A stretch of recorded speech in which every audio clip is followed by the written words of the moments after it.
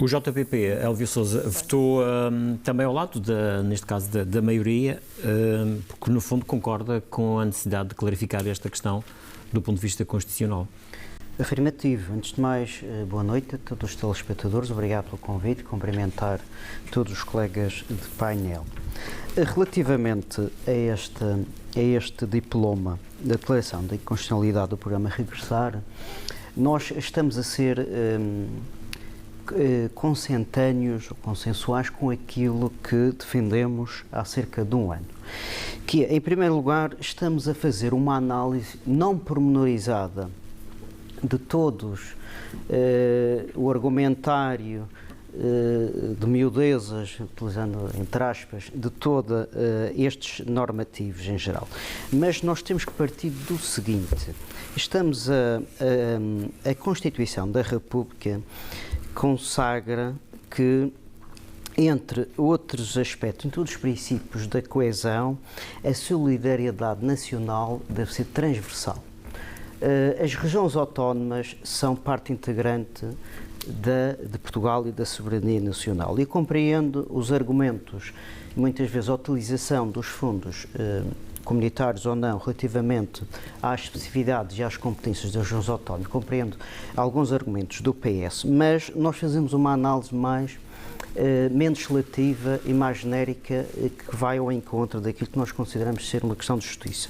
Quando nós vemos que esta portaria, este programa, foi criado pelo Governo da República, pelo Governo Constitucional, esse programa de governo não deve criar discriminações ao nível de cidadãos.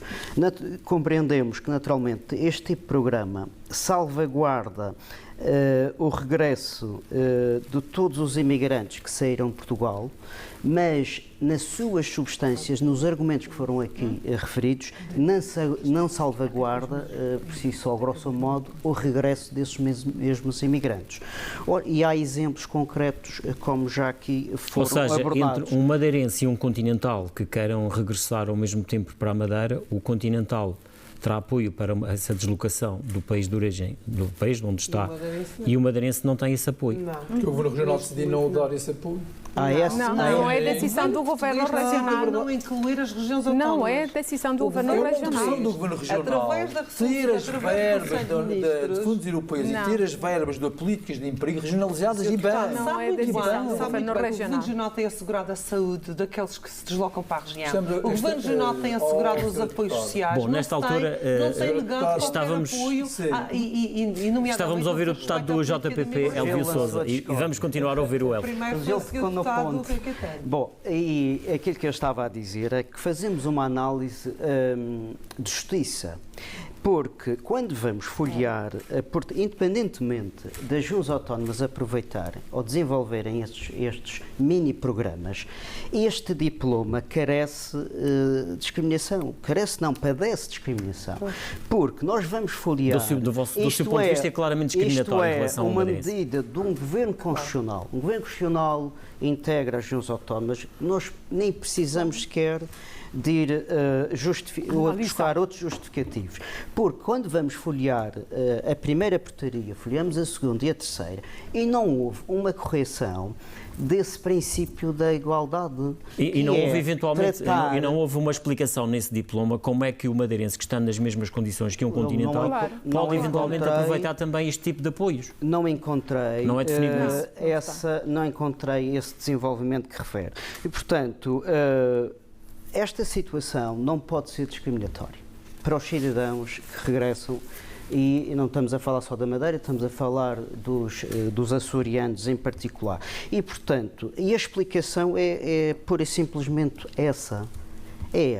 Estas consequentes portarias têm que corrigir esta situação que nós consideramos que lesa a cidadania e lesa os imigrantes, independentemente do país que escolheram para viver e trazer os familiares, e naturalmente tem que ser corrigida, porque nós folheamos as consecutivas portarias e continuamos a ler Portugal continental, contrato de trabalho, inicia a atividade laboral em Portugal continental, compreendemos os argumentos, naturalmente, dos programas de emprego, mas atenção. Ou seja, o programa estará eventualmente mal desenhado, quer dizer, volta àquela questão. Tivemos a oportunidade de o corrigir nas consequentes portarias. Um imigrante madeirense que quer aproveitar esse programa, olha para isso e diz, bom, mas afinal eu sou da Madeira, não tenho acesso a isso. Não, já aconteceu, já recebi. Porque não houve eventualmente a preocupação de salvaguardar também a questão dos imigrantes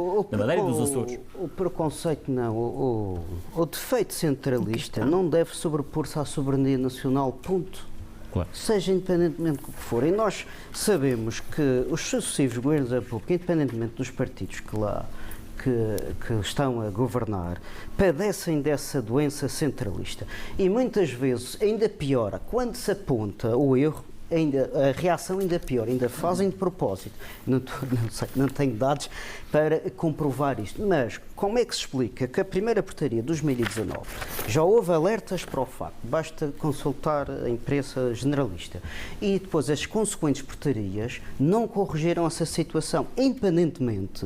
O que é que eu vou dizer a um imigrante que vem da África do Sul, da Venezuela, que simultaneamente para integrar ou para ser ajudado neste programa, que é um programa nacional,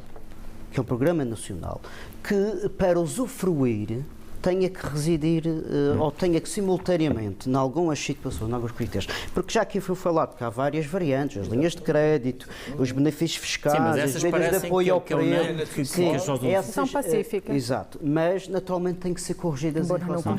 Bom, e o nosso ponto de vista aqui é estar do lado desta correção. Enquanto isto não for corrigido nestes normativos, há de ter sempre a nossa oposição. Rui Caetano, voltando ao folhear aqui o diploma, a resolução e a própria portaria, diz o seguinte: o programa Regressar aplica-se aos cidadãos que tenham emigrado de Portugal, sua essência inclui os regiões autónomas, claro, bem como os seus descendentes, sem prejuízo da aplicação de critérios de elegibilidade específicos. Eu pergunto, e no regresso discrimina?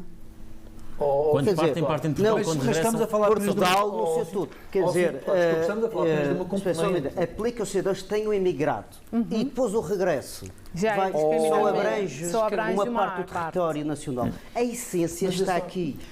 Isto ou foi feito a pensar no Portugal continental.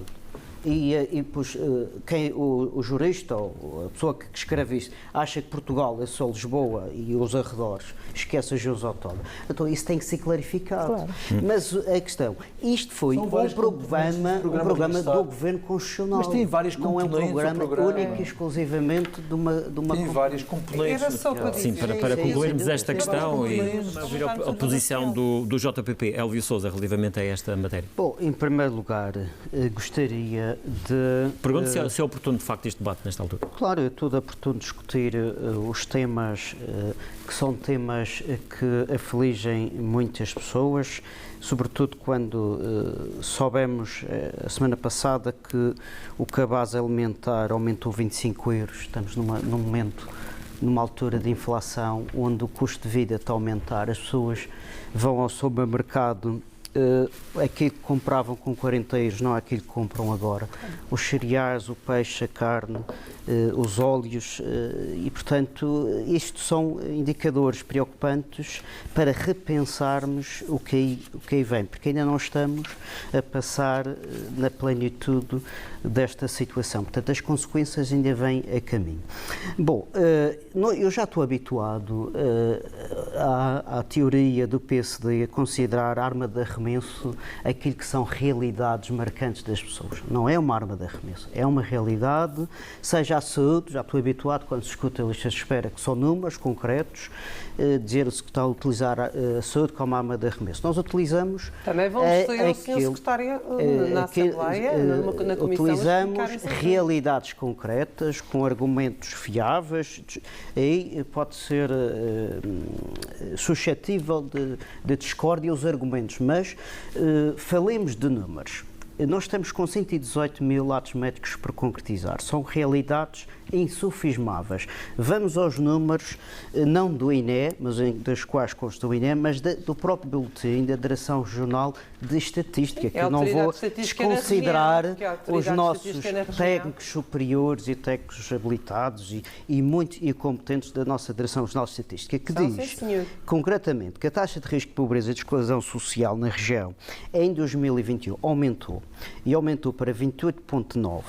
Valor para a primeira vez inferior a 30%, tudo bem, mas a região do país com o valor mais elevado, seguido por outras regiões. Estes são os dados concretos. Estes são os dados concretos relativamente para não falar da taxa de risco de pobreza.